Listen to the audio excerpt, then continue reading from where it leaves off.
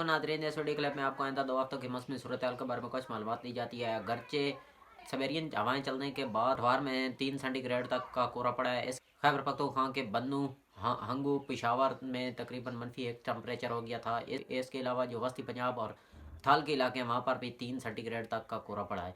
इसके अलावा आज और कल कोहरा कंटिन्यू करेगा। इसके बाद जो 26 वाला बारिश से पहले वो बलोचिस्तान के जनूब मगरबी इलाकों में बारिश होने के इम्कान आते हैं। पाकिस्तान के बॉर्डर के साथ साथ इलाकों में बारिश होगी।